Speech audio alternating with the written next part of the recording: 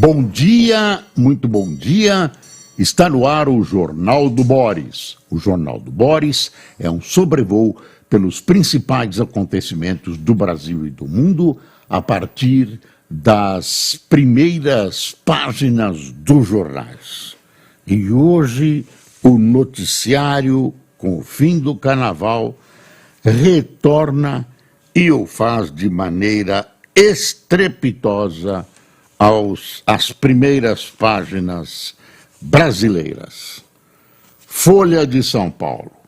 Caiu o muro de um dos principais cemitérios da cidade. Chuva derruba muro de cemitério no Pacaembu.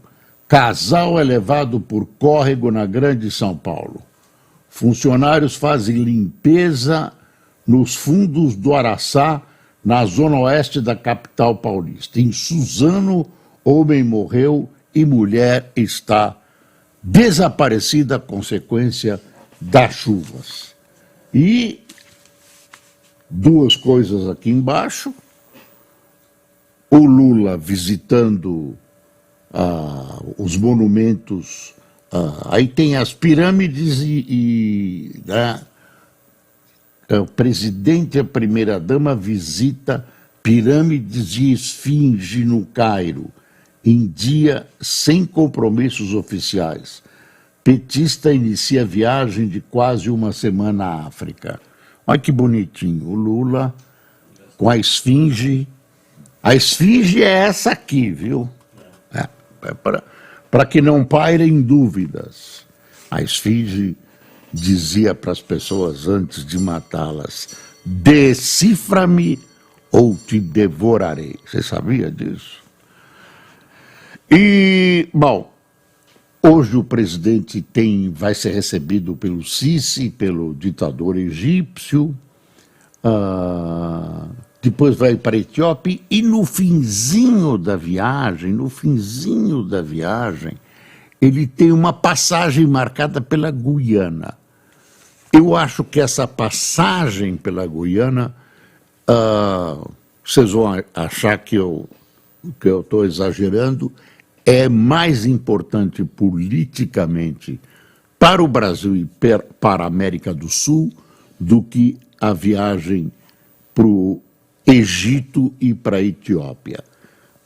Viagem para o Egito e para a Etiópia, se não fosse feita, não ia nem melhorar, nem piorar muita coisa. O Brasil tem boas relações, aí você assina aqueles tratados, relações culturais, o Lula vai tentar vender mais carne de frango para o Egito, tem todo é normal, é uma viagem normal. Diria que é uma viagem de cortesia. Porque no Oriente Médio, lá naquela questão de Israel com o Hamas, que o Egito está intermediando, o Egito está sendo intermediado em terras egípcias, né? Naquilo o Lula, que quis intermediar, não tem nenhuma interferência. Não tem, ele pode falar alguma coisa para o Sisi e tal, mas não tem nenhuma interferência nessas negociações. Ele que gostaria de ter. E também não tentou ter na questão da Rússia com a Ucrânia. Mas essa passagem pela Guiana tem um significado que é a questão entre a Venezuela, que ameaça invadir a Guiana, e Essequibo. Essequibo equivale, é um rio que corta a Guiana de norte a sul e que representa, do lado oeste, do lado vizinho da Venezuela, cerca de 2/3 do território da Guiana, que a Venezuela cobiça, é um território muito rico, etc, etc. Acontece que para invadir a Guiana, como tem muita floresta na fronteira entre os dois países, a parte mais acessível é atravessando o Brasil. E o Maduro, apesar de todas as promessas, apesar de conversações diretas, está agrupando tropas perto da Guiana. Uma ilha ali e tal, ele fala em paz, mas reúne tropas. Então, a Guiana, Guiana praticamente não tem defesa, não tem exército, porque ela tem muita riqueza naquelas terras que a Venezuela cobiça. É verdade, numa dúvida territorial, numa disputa, numa polêmica que vem já há muito tempo. Então, ele vai, na volta, descer na Guiana, o que tem uma expressão de que, olha, o Brasil está aqui e está com a Guiana, não atravesse Maduro. Tem um sentido de reforçar a segurança, a defesa da Guiana. Eu lembro mais uma vez que Maduro precisa, para uma invasão eficiente, cruzar território brasileiro. Bom, tem outro assunto que a Folha trata também na primeira página, que é esse aqui, ó, prisão federal de segurança máxima tem primeira fuga no Brasil. 2 presos escapam em Mossoró, no Rio Grande do Norte. Ministro da Defesa afasta direção e nomeia interventor. Olha aqui o Globo, tá vendo? Olha aí, o mesmo assunto, segurança máxima, ponto de interrogação. Olha o texto. Após fuga inédita, governo ordena pente fino nas 5 prisões federais. Depois da porta arrombada. E aí o Globo, carioquíssimo, sangue fervendo o carnaval, Viradouro dá um banho e é campeã. Escola tem pontuação máxima com enredo de guerreiras africanas que lhe valeu 3º título. Olha aí, multidão, isso é na quadra, da campeã, da Viradouro, que é de Niterói. Está aqui, ó, quem vai desfilar sábado nas campeãs e tal. Olha, essa história da fuga, coitado dele, o Lewandowski faz 13 dias que assumiu a sua função de ministro da Justiça e já levou essa bofetada, uma bofetada de caráter administrativo com consequências políticas, que é a fuga desses bandidos que supostamente pertencem ao Comando Vermelho. Como eles teriam feito? Lá é tudo muito trancado. Quando o sujeito vai trafegar pelo corredor, é algemado. Tudo lá é vigiado, tem câmera para todo lado e tal. E como acontece um negócio desse? Alguém já aventou que ele deve ter contado, esses bandidos devem ter contado com o auxílio de alguém dentro do presídio. Uma outra pessoa que é muito bem informada e bem informada sobre essa questão de presídios diz o seguinte: para alguém ajudar não pode ser uma pessoa só, precisa ser muita gente, porque envolve diversos tipos de vigilância sobre a mesma pessoa. Tem lá câmeras, acompanha o sujeito, não vai no banheiro, o banheiro é dentro da cela como costuma ser, é uma cela que não tem companheiros, é única, O presídio não está lotado, há vagas, muitas vagas nesses presídios, então diz essa pessoa que talvez esse costume, esse dia a dia vai passando, tenha distraído o carnaval, tenha distraído os responsáveis pela segurança. Então, é um conjunto que vigia e teria sido um conjunto que auxiliaria na fuga, por isso não teria acontecido. Mas quais são as consequências políticas para o governo Lula? As consequências são de que o governo já está incomodado com a visão que se tem sobre ele de que a segurança sob Lula é falha. A segurança pública é falha mesmo, o governo reconhece e traz em seu bojo a dificuldade que as esquerdas têm em trabalhar com a segurança pública. Então, é um problema. Já alguns deputados se manifestaram culpando o governo Lula, etc., etc. Está no Estadão. É uma coisa... Né? Essa manchete do Globo o Lula vai receber no Egito e não vai gostar.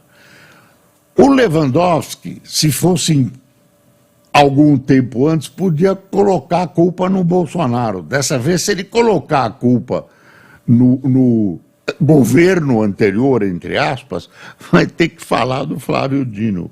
Ah, isso é culpa do Flávio Dino, eu estou só há 13 dias.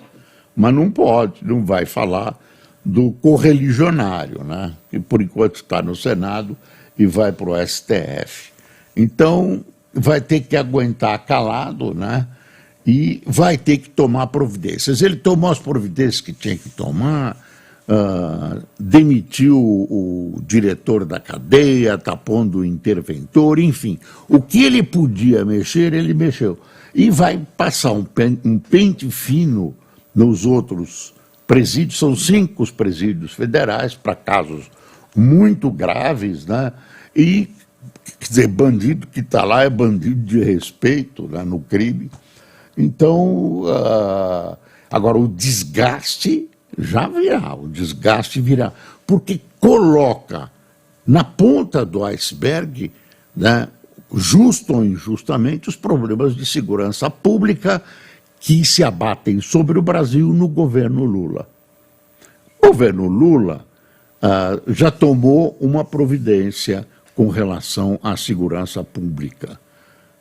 Tem uns anúncios, né, uma propaganda nas televisões heróica, mostrando segurança pública, o governo cuida, estão aí as nossas... Aí aparecem armas, tropas, policiais, tudo fantasia, não funciona, segurança pública não funciona. Aí eu vou acrescentar um fato que é um editorial do Valor hoje. É o seguinte, o Bukele, que é o presidente reeleito com 85% dos votos de El Salvador, que é um país desse tamanho, não, é desse tamanhozinho, ele resolveu, a situação lá estava caótica, né? Ele resolveu combater o crime, lá é o crime organizado, é específico, são as maras, são gangues e tal, resolveu combater com repressão total, polícia, exército, armas e tal, e passando por cima da lei. Quando precisa, ele passa por cima da lei. E ele é reeleito com 85% dos votos.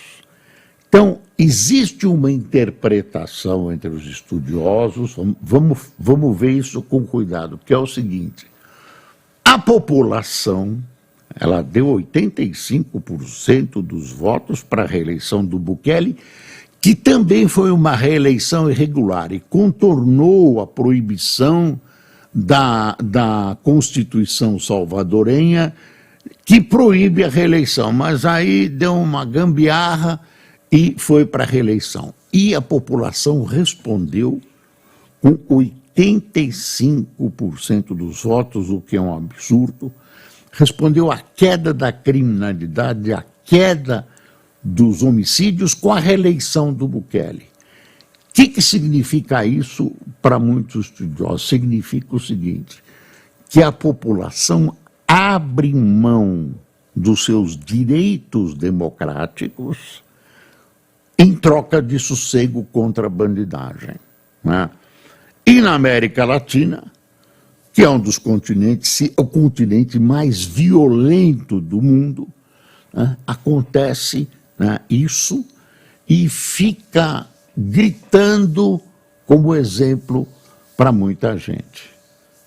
É contestável, né, porque é um país pequeno, é um tipo de crime específico, um tipo de criminoso específico e tal. Mas fica soando isso. Bukele preferiu, fez uma política que atropelou a democracia, atropelou os direitos humanos, mas me salvou, eu vou para a rua tranquilo. Então, eles acham que isso é perigoso, esse exemplo do Bukele. Mas a melhor resposta do ministro Lewandowski seriam providências para melhorar a segurança pública. Segurança pública no Brasil é um horror.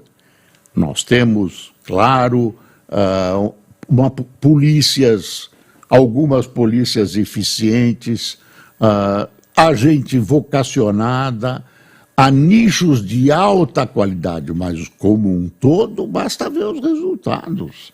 Não adianta você ter um policial muito bem uniformizado, educado, né, moralmente preparado e tal, e a segurança pública não existe. Você tem coragem de sair na sua cidade, dar uma voltinha à noite, tá, em São Paulo, no Rio, veja o que está acontecendo.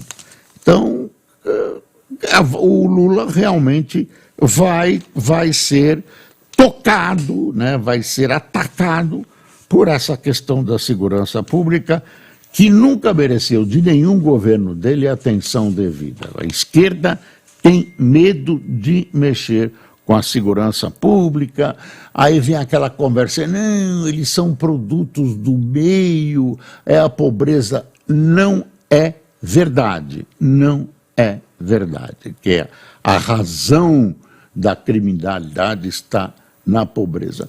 Tem um monte de fatores, a pobreza é um deles, mas não é só isso, não. Você tem que ter vigilância, tem que ter polícia preventiva, tem que ter punição, Aqui é um esculacho, Então, o governo Lula estava lá junto da Esfinge, já podia conversar com a Esfinge a esse respeito. Bom, vamos ver.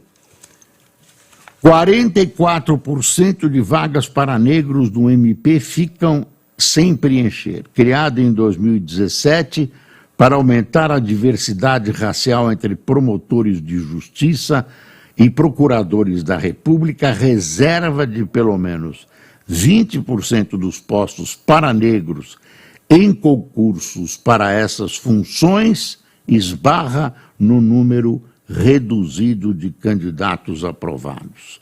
O Conselho Nacional do Ministério Público avalia derrubar a nota de corte para cotistas. Aí, meu filho, não dá.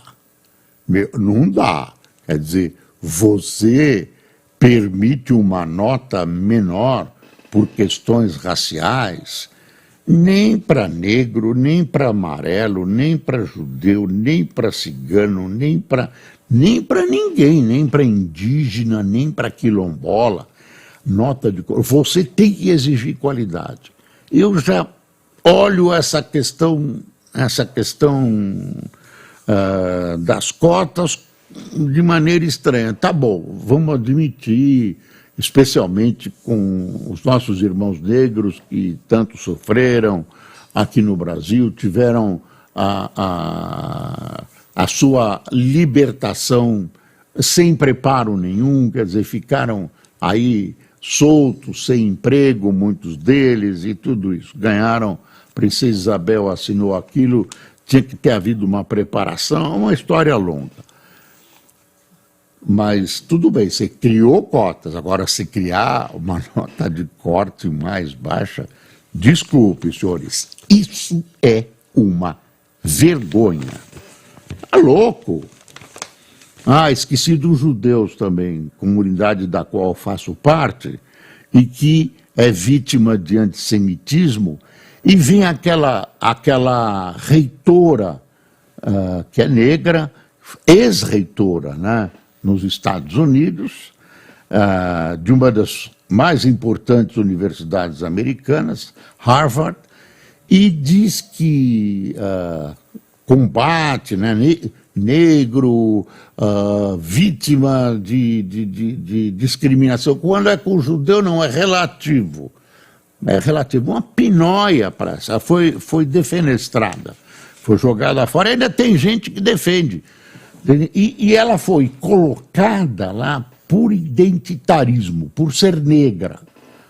E competente, ela não tinha competência, não tinha livros e obras para ser reitora de Harvard. Fez essa bobagem de dizer que no campus combate ao antissemitismo depende do ponto de vista, depende. Vá para o inferno, mulher.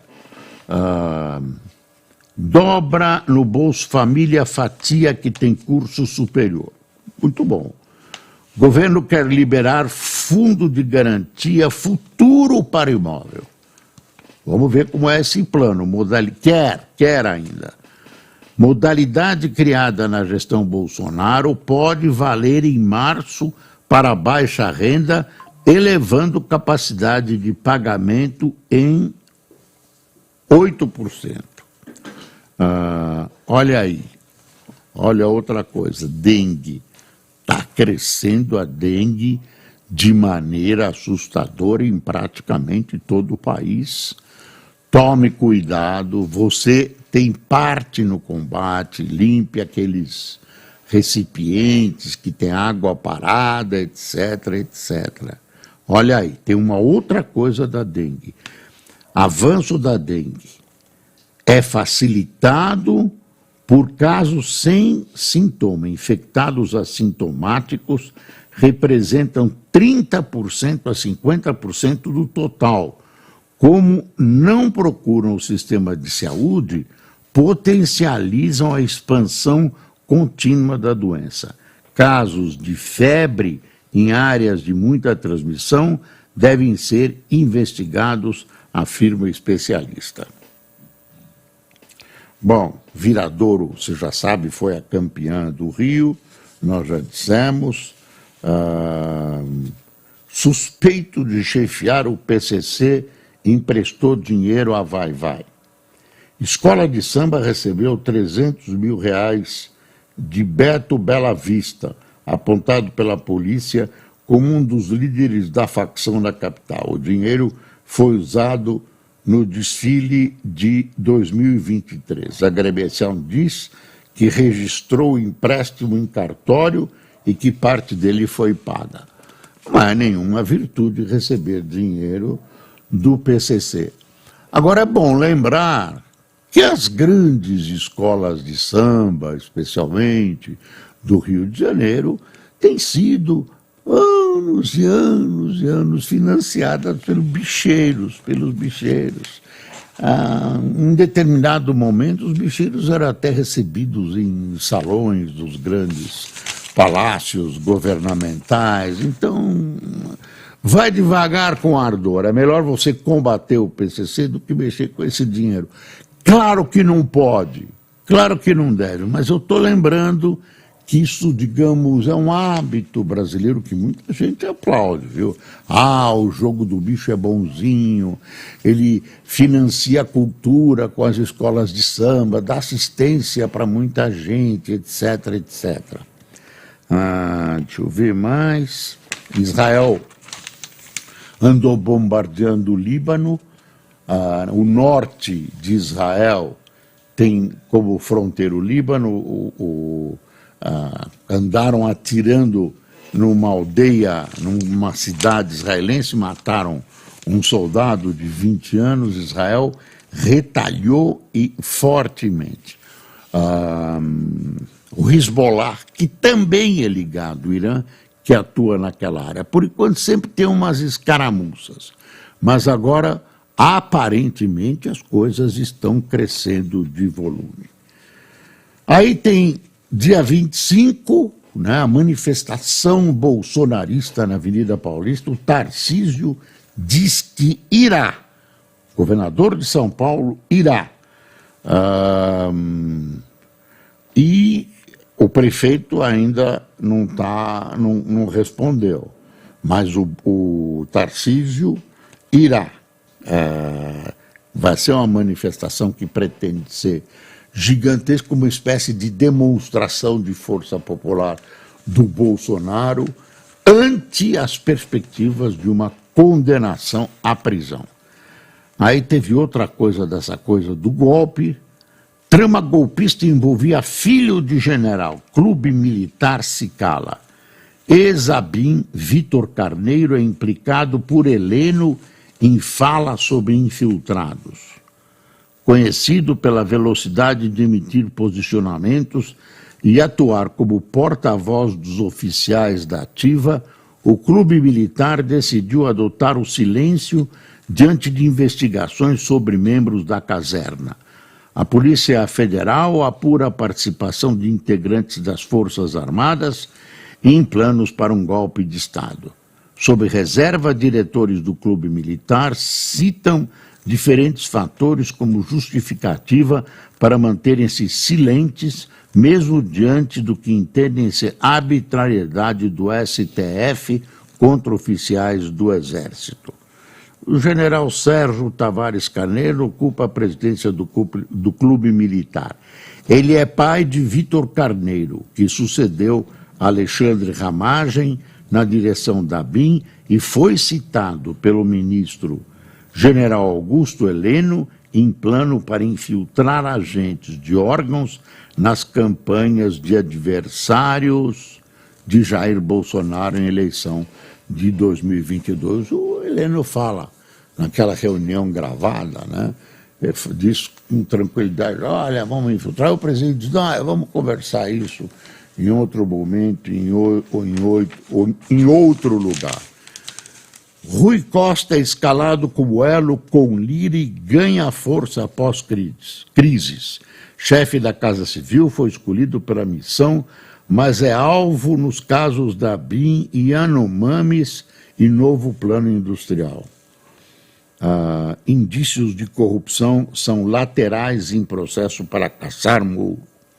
O senador e ex-juiz Sérgio Moro, tem uma foto dele aqui. Eles querem de qualquer jeito a cabeça do Moro, uma tão política, um ambiente contra ele. Ele ousou combater a corrupção no Brasil. Cometeu erros? Cometeu. Cometeu atropelos? Cometeu. Mas, essencialmente, estão destruindo tudo o que ele fez, né? Desvendou a corrupção no Brasil. Favorito, o ministro da Defesa se declara vencedor das eleições na Indonésia. Europa não pode se defender sozinha, afirma chefe da OTAN, em face daquelas declarações idiotas, declarações do Trump. Stoltenberg recorre à obviedade para criticar a ameaça de Trump à aliança militar. Ucrânia diz ter afundado mais um navio russo, né? E não é o primeiro. Ontem a gente já tinha noticiado isso. Quem está gaga é a imprensa. Obsessão com a idade de Biden distorce riscos da eleição e beneficia a Trump. Está gaga, não sei se está gaga, mas de vez em quando rateia um pouco, né? Troca uns nomes. É a idade, eu sei bem disso. Deixa eu ver, pronto. Está acabando o nosso tempo, infelizmente. E está aqui quem tomou cafezinho conosco. Matheus Mendes, o Márcio Amaral, a Lívia Santos, José Portela, João Tonini, Meire Santana, Lúcia Lopes, Juliana Dequeche, Saulo Frauche, Cícero Magalhães, Sônia Neri, Eloy Viscardi, Edna Almeida, Luzia Rabelais, Robson Oliveira, de Biapina, no Ceará, Vera Maria, de Bocaina, São Paulo, Edinaldo Melo, de Natal, Rio Grande do Norte, e Ednir Lupe, de Palhoça, Santa Catarina. Pessoal, até amanhã, sexta-feira, tenham um bom dia.